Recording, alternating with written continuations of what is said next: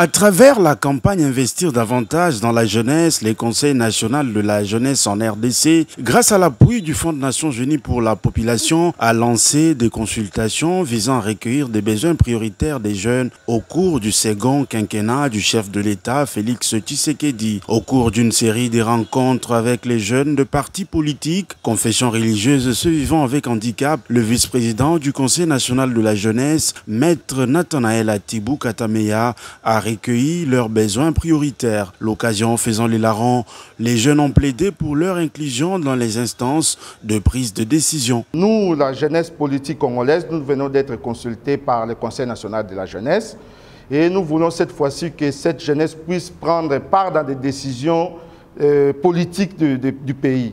Alors, c'était notre désirata. Nous avons présenté ça au Conseil national de la jeunesse. Je sais que le gouvernement va prendre en compte notre désirata.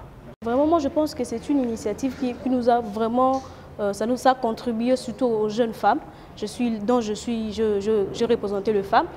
Personnellement, j'avais opté pour l'éducation parce que l'éducation contribue vraiment au développement d'un pays. Le changement de mentalité, c'est un élément clé pour le développement d'un pays.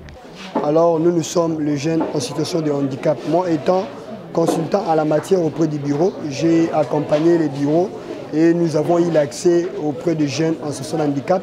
Ils ont parlé de leurs déshydratats. Et puis le conseil a promis de les insérer dans leur cahier des charges, dans les cahiers des charges de toute la jeunesse pour les présenter au chef de l'État ainsi qu'à Madame le Premier ministre. Donc au moins nous sommes contents du fait qu'ils ont pris en compte notre existence.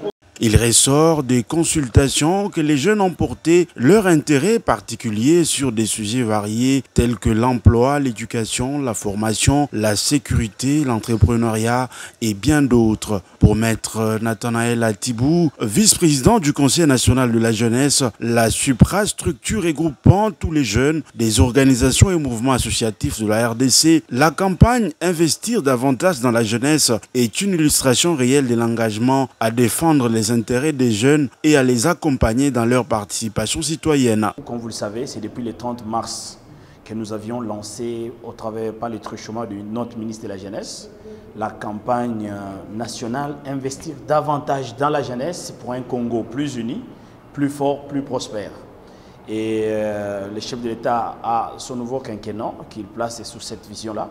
Et nous avons estimé que pour réussir la vision du chef de l'État, il fallait investir davantage dans la jeunesse. C'est une campagne multimédia et nous avons, avec l'appui technique et financier de l'UNFPA, nous avons soumis les liens en ligne et nous avons dépêché les équipes sur terrain pour justement récolter et identifier les besoins prioritaires des jeunes motards, des jeunes ambulants, des jeunes de toutes catégories.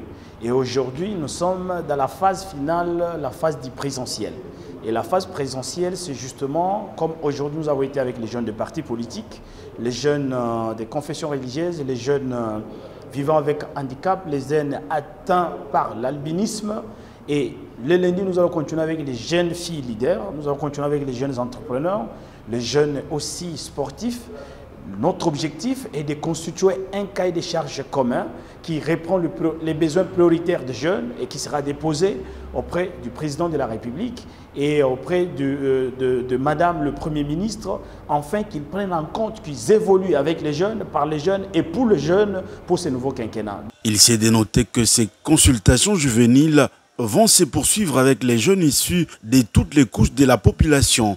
À l'issue de cette étape, un cahier des charges sera élaboré pour synthétiser les besoins prioritaires des jeunes. Ces documents seront ensuite déposés auprès du président de la République Félix Tshisekedi et de la première ministre Judith Suminwa Tuluka afin qu'ils puissent en tenir compte dans l'élaboration de leurs politiques et programmes en faveur des jeunes.